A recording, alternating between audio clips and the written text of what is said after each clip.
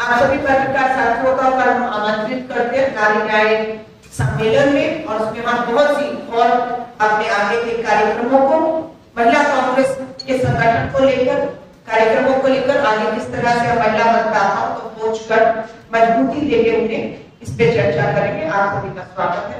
धन्यवाद।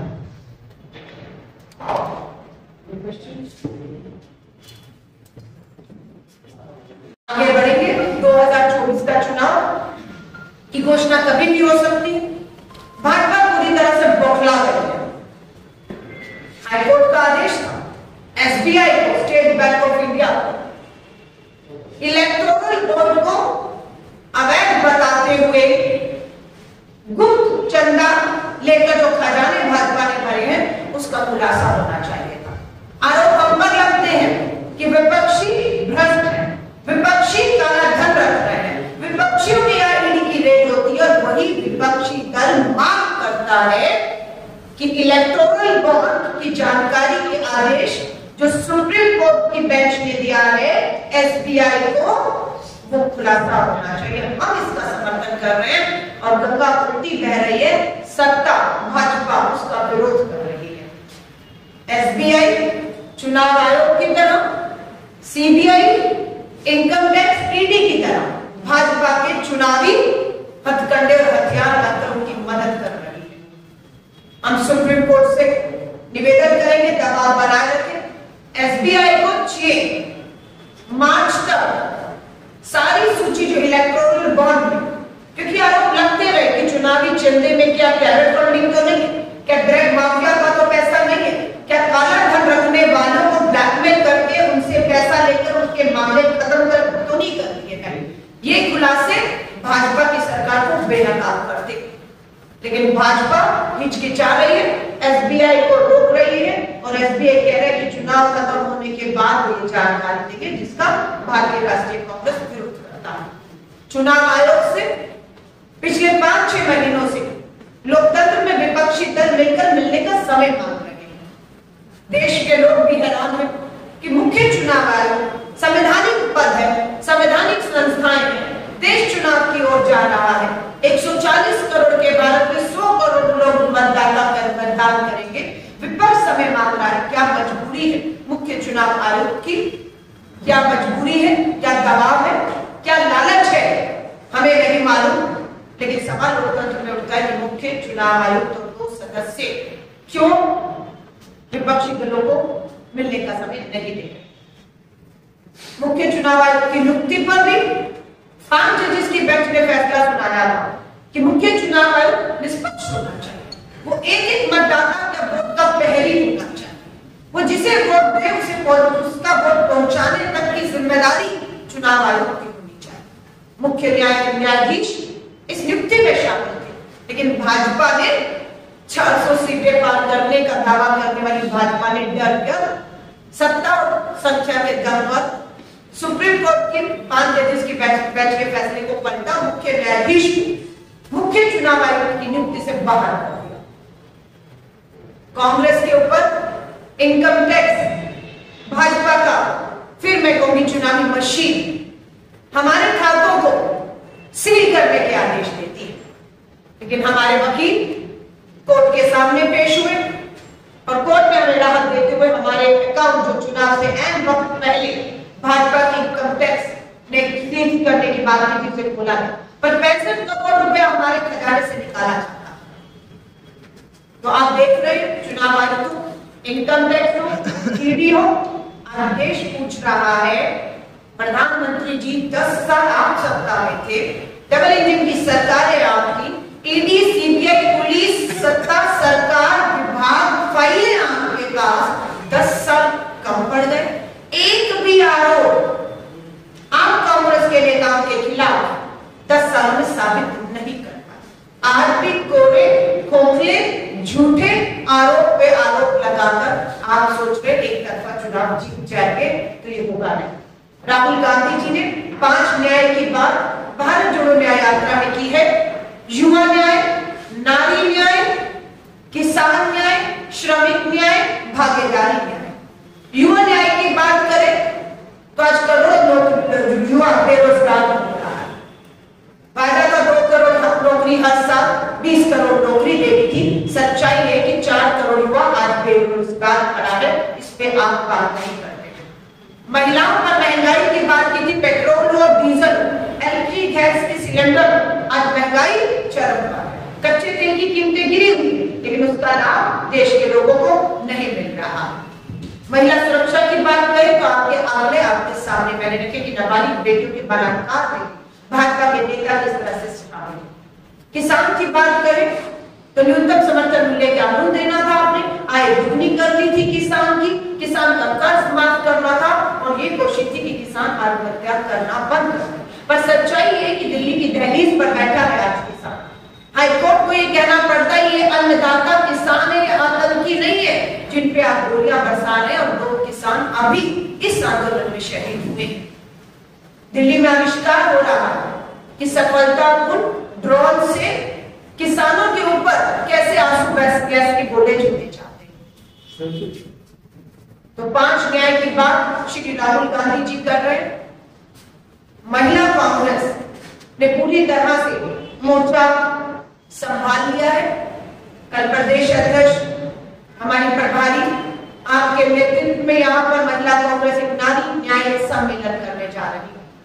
हम उस नारी न्याय सम्मेलन से त्रिपुरा की हर विधानसभा और खासतौर से दोनों लोकसभाओं में हर घर जाकर हम महिलाओं को जोड़ने का, उन्हें पोलिंग बूथ तक लाने का और भाजपा को इस तरह से बेनकाब करने का सबूत और चेहरों के आधार पर यह काम महिला कांग्रेस करेगी। ये मोदी जी का परिवार है। कल से मोदी जी का परिवार, ये है प्रधानमंत्री जी आपका परिवार।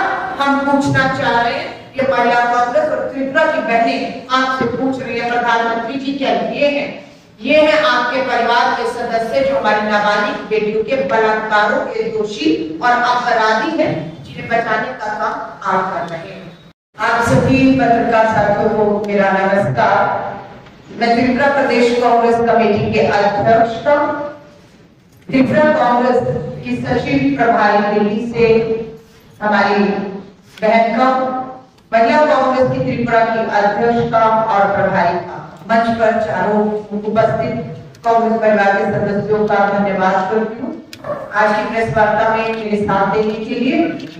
भारतीय राष्ट्रीय महिला कांग्रेस की अध्यक्ष का पद मैंने 10 जनवरी को संभाला और पिछले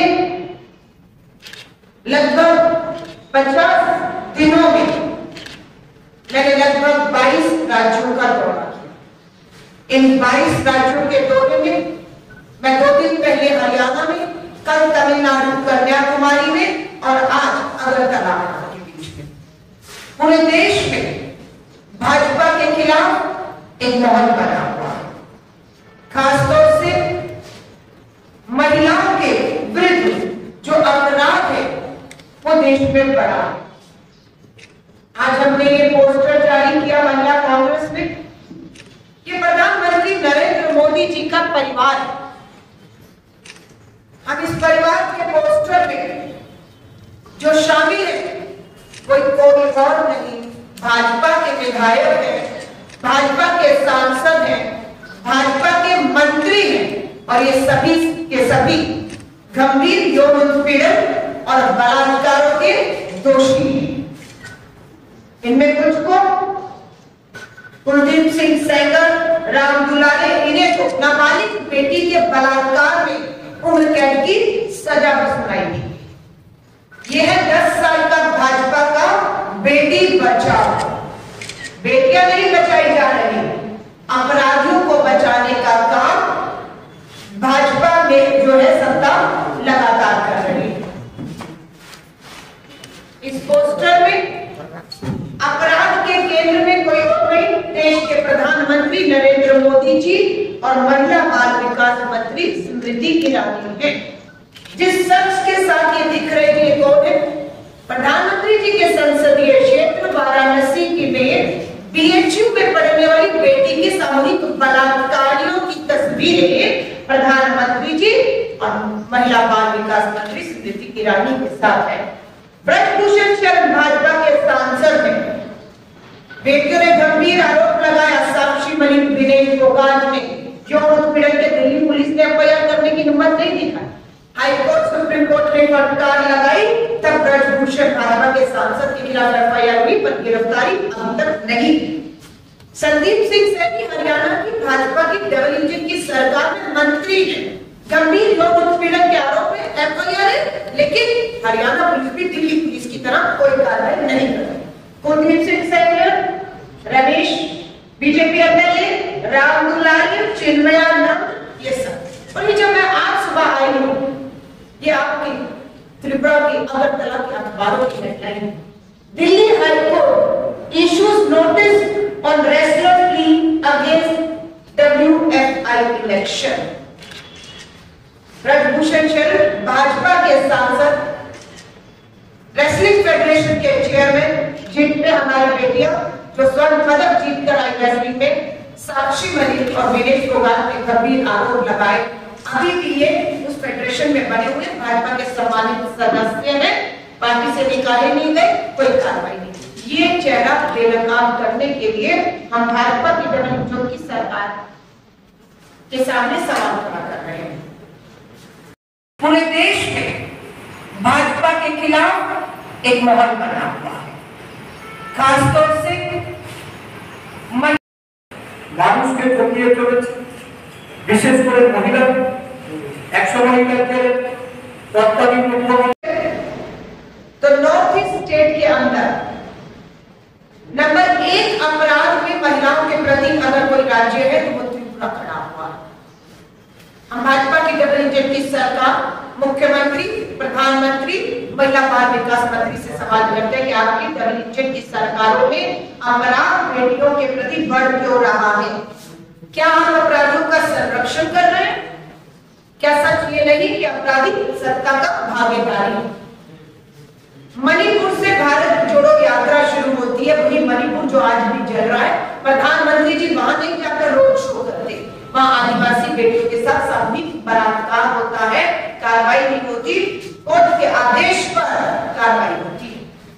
अगर हम वहां से आगे बढ़े तो आपके गुजरात में बिल्किस बानो के सामूहिक बलात्कारियों को रिहा करने का काम भाजपा की डबल इंजन की सरकार करती है। आज यहां तक त्रिपुरा में देखने को आया कि त्रिपुरा के अंदर ही एक जज, कोई और नहीं, रक्षक भक्षक बन गए हैं। पीड़िता न्याय के लिए अदालत जाती है, जज से गुहार को उम्मीद लगाती है कि न्याय होगा, पर पता लगता है जो हमारे रक्षक हैं उनकी नीयत बदल जाती है और वो नाबालिग बेटी के यौन उत्पीड़न का करने पर झिझकते नहीं हैं। जब ये दिल्ली में खबर आई तो मैंने अपने महिला कांग्रेस के अध्यक्ष को तुरंत कहा आवाज उठाइए, पीड़ित के परिवार को देंगे, पीड़ित के परिवार को किसी भी तरह की कानूनी सलाह, बड़े से बड़ा वकील, किसी भी तरह की आर्थिक मदद या सुरक्षा चाहिए। अगर उन पर दबाव बनाया जाता है मामला वापस लेने का, तो महिला कांग्रेस हर तरह की मदद हमारी पीड़िताओं, बेटी और महिलाओं के साथ इस सरकार के खिलाफ ताकत बढ़कर खड़ी रहेगी। शर्मनाक आंकड़े हमारे लिए भारत सरकार के गृह मंत्रालय के आंकड़े बताते हैं कि 2020 में 165 बलात्कार हुए हैं, 21 में 152, 22 में 140। ये नेशनल क्राइम रिकॉर्ड ब्यूरो के आंकड़े बताते हैं कि त्रिपुरा बेटियों के लिए भाजपा के राज में सुरक्षित नहीं है। लगातार बलात्कारों की घटनाएं बढ़ती जा रही। शर्म करने वाली बात है कि 5 साल की बेटी से लेकर 80 साल की महिला के साथ बलात्कार करने की जघन्य अपराध और घटनाएं त्रिपुरा भाजपा की डबल इंजन की सरकार के तहत हुई।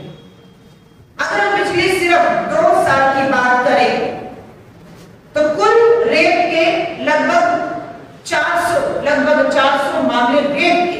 आप सोच रहे हैं 400 बेटियां हैं हमारी, ये 400 बेटियां हैं और ये 400 बेटियां बलात्कार की शिकार हुई हैं और इनके माँ बाप न्याय के लिए अदालतों के चक्कर काट रहे हैं। 2 साल क्या मांगती? फास्ट ट्रैक कोर्ट बनाएंगे, स्पेशल कोर्ट बनाएंगे, तुरंत सुनवाइयां होंगी, नाबालिग बेटियों के बलात्कारी को फांसी होगी। 2 साल के मामले हैं कि 400 बेटियां पिछले 2 साल में बलात्कार की शिकार हुई है। कोई फास्ट ट्रैक कोर्ट नहीं है, कोई स्पेशल कोर्ट नहीं है जो इन मामलों की सिर्फ सुनवाई करे और न्याय दे। किसी बलात्कारी को फांसी अगर हुई हो तो हम इस सरकार से पूछना चाहते हैं क्यों आप बलात्कारी नाबालिग बेटियों के बलात्कारियों को फांसी देने से बच रहे? 400 करीब बलात्कारों में 140 बलात्कार हमारी नाबालिग बेटी के साथ हुए। यौन उत्पीड़न सेक्सुअल हरासमेंट के 356 केसेस, क्राइम अगेंस्ट विमेन महिलाओं के प्रति अपराध में 916। ये सब चीज जो है भाजपा की सरकार को बेनकाब करती है और उनके दावों को बेनकाब करती है। भारतीय राष्ट्रीय महिला कांग्रेस की राष्ट्रीय अध्यक्ष होने के नाते ये मेरा अध्यक्ष बनने के बाद पहला दौरा है। प्रेस वार्ता के बाद हमारी राज्य कार्यकारिणी, हमारी सभी जिला अध्यक्ष और प्रदेश कार्यकारिणी के सदस्य उपस्थित हैं। मैं उनसे लगातार आज अब बैठक करूंगी। अध्यक्ष को भी बने अभी जिम्मेदारी मिले साल नहीं हुआ, मुझे 2 महीने ही हुए, इन्हें अभी 7-8 महीने हुए। और हमारी कार्यकारिणी, हमारा सबसे पहला फोकस रहेगा महिला कांग्रेस को, संगठन को किस तरीके से हम त्रिपुरा की बहनों को जोड़कर एक मजबूत संगठन का निर्माण। इस मजबूत संगठन के दम पर हम हर जिले में नारी न्याय सम्मेलन और नारी न्याय पदयात्राएं करेंगे। नारी न्याय पदयात्राओं का मकसद है हर पीड़िता के घर, दरवाजे और दहलीज तक पहुंचना, उसको ये विश्वास दिलाना कि उसे किसी तरह की भी अगर मदद की जरूरत, अगर वो कहे हमें कानूनी सलाह चाहिए, अगर वो हमारी पीड़ित बहनें और बेटियां कहेंगी उन्हें वकील चाहिए, उन्हें आर्थिक मदद चाहिए, और हमें बात करने से पता लगा कि उन्हें डराया धमकाया जा रहा है, मामले वापस लेने का दबाव बनाया जा रहा है, तो हम इस सरकार की ईंट से ईंट बजा कर रखेंगे। हम इस सरकार को चैन से बैठने नहीं देंगे जब तक बेटियों को न्याय नहीं मिल जाता। সেখানে উদ্বোধন হবে। এই রাজ্যে আমাদের নারীর অধিকার এবং এই কর্মসূচির মাধ্যমে সারা দেশ জুড়ে ত্রিপুরা প্রদেশ কংগ্রেসের শাখা সংগঠন রাজনৈতিক কর্মী সম্মেলন, এই কর্মী সম্মেলন আমাদের সর্বভারতীয় महिला कांग्रेस के माननीय अध्यक्ष माननीय अलका लांबा जी उन्हें अंश নিতে দিল্লি থেকে এখানে এসেছেন। ভারতবর্ষের বিভিন্ন রাজ্যে নারী ন্যায় রাহুল গান্ধী মণিপুর থেকে মুম্বাই অভিমুখে ভারত জোড়ো ন্যায় যাত্রা যে 5টি ন্যায় নিয়ে এই যাত্রা শুরু হয়েছে, তার মধ্যে একটি নারী ন্যায়। এই নারী ন্যায়কে সামনে রেখে সমগ্র দেশ সর্বভারতীয় মহিলা কংগ্রেস এবং এই মহিলা কংগ্রেসের সভানেত্রী শ্রীমতী अलका लांबा जी उन्हें কর্মসূচি করে বেড়াচ্ছেন। আমাদের রাজ্যে আগামীকাল টাউন হলে বেলা 11টা থেকে এই কর্মসূচি এটা সেখানে উদ্বোধন হবে। এই রাজ্যে আমাদের নারীর অধিকার, আমাদের নারী ক্ষমতা এবং 6 বছরের অধিকার এই রাজ্যে বিজেপি শাসন মহিলাদের প্রতি যে নিদারুণ অত্যাচার, অন্যায় এবং বঞ্চনা, মহিলাদের কর্মকাণ্ড থেকে শুরু করে এই রাজ্যে প্রতিশ্রুতি পালনে একটা ব্যর্থ সরকার যেভাবে মানুষকে ঠকিয়ে চলেছে, বিশেষ করে মহিলাদের। একসময় রাজ্যের তৎকালীন মুখ্যমন্ত্রী মহিলাদের সংরক্ষণের কথা বলে তাদের প্রতিশ্রুতি খেলাপ করেছে। আমাদের বিধানসভায় বাজেট অধিবেশন চলছে।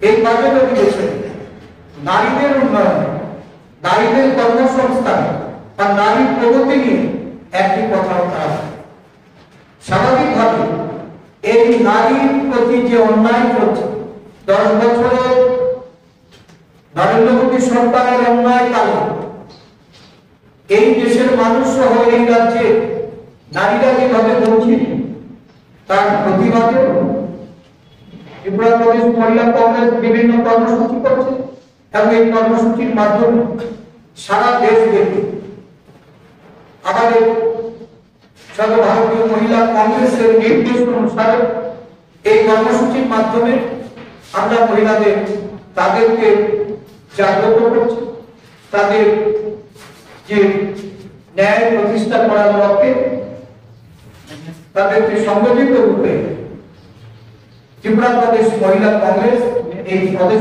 কর্মসূচির মাধ্যমে একের পর এক কর্মসূচির মাধ্যমে যখন মহিলারা সারা দেশে তারা উপলব্ধ হচ্ছে, ভারতীয় জনতা পার্টি মহিলা অত্যাচার দিন দিন বৃদ্ধি পাচ্ছে, পরিসংখ্যান বলছে আমাদের রাজ্যে বর্তমানে এই নারী নির্যাতনে উত্তর পূর্বাঞ্চলের মধ্যে তৃতীয় স্থান অধিকার করেছে। স্বাভাবিকভাবে নারী ন্যায় নিয়ে যে লড়াই, এই লড়াই আগামী দিন আরো তীব্র থেকে তীব্রতর হবে। আমাদের মধ্যে উপস্থিত হয়েছেন সর্বভারতীয় মহিলা কংগ্রেসের। স্বাভাবিকভাবে এই নারীর প্রতি যে অন্যায় চলছে, 10 বছরে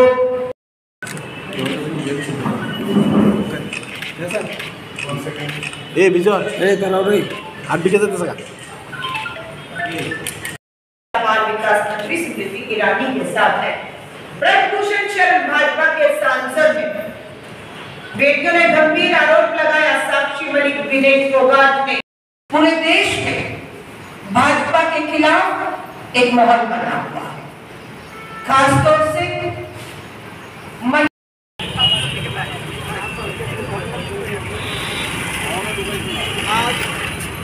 आप सभी पत्रकार साथियों को मेरा नमस्कार।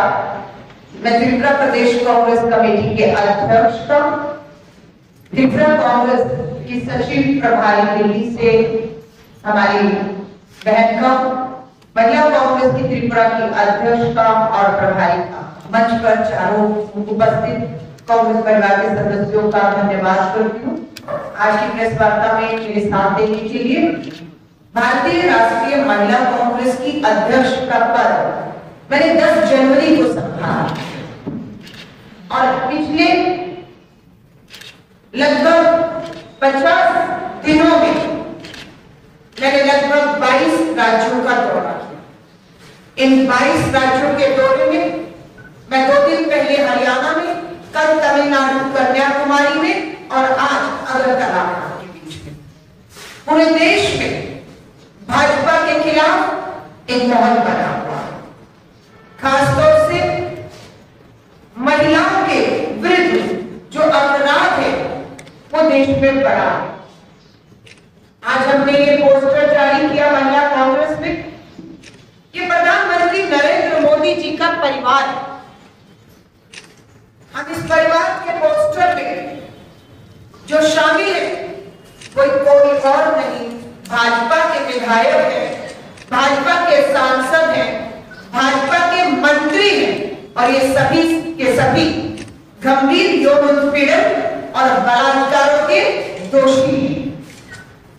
इनमें कुछ को कुलदीप सिंह सेंगर, राम दुलारे, इन्हें तो नाबालिग बेटी के बलात्कार में उम्र कैद की सजा सुनाई गई। ये है 10 साल का भाजपा का बेटी बचाओ। बेटियां नहीं बचाई जा रही, अपराधियों को बचाने का काम भाजपा में जो है सत्ता लगातार कर रही है। इस पोस्टर में अपराध के केंद्र में कोई और नहीं, देश के प्रधानमंत्री नरेंद्र मोदी जी और महिला बाल विकास मंत्री स्मृति ईरानी है। जिस शख्स के साथ ये दिख रहे हैं कौन है? प्रधानमंत्री जी के संसदीय क्षेत्र वाराणसी की में बीएचयू में पढ़ने वाली बेटी के सामूहिक बलात्कारियों की तस्वीरें प्रधानमंत्री जी और महिला बाल विकास मंत्री स्मृति ईरानी के साथ है। ब्रजभूषण शरण भाजपा के सांसद ने बेटियों ने गंभीर आरोप लगाया। साक्षी मलिक दिनेश फोगाट ने यौन उत्पीड़न के दिल्ली पुलिस ने एफआईआर करने की हिम्मत नहीं दिखाई। हाईकोर्ट सुप्रीम कोर्ट ने फटकार लगाई, तब ब्रजभूषण भाजपा के सांसद के खिलाफ एफआईआर हुई पर गिरफ्तारी अब तक नहीं। संदीप सिंह सैनी हरियाणा की भाजपा की डबल इंजन की सरकार में मंत्री हैं।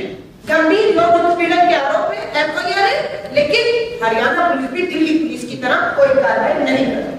कुलदीप सिंह सेंगर, रमेश बीजेपी एमएलए, राम दुलारी, चिन्मयानंद, ये सब। और ये जब मैं आज सुबह आई हूँ, ये आपकी त्रिपुरा की अगरतला के अखबारों की हेडलाइन है। Delhi high court issues notice on wrestler plea against WFI election. Brij Bhushan Sharan Bhajpa के सांसद, रेसलिंग फेडरेशन के चेयरमैन, जिनपे हमारी बेटियां जो स्वर्ण पदक जीत कर आई रेसलिंग में, साक्षी मलिक और विनेश फोगाट ने गंभीर आरोप लगाए। अभी भी ये उस फेडरेशन में बने हुए भाजपा के सम्मानित सदस्य हैं, पार्टी से निकाले नहीं गए, कोई कार्रवाई नहीं। ये चेहरा बेनकाब करने के लिए हम भाजपा की डबल इंजन की सरकार के सामने सवाल खड़ा कर रहे हैं।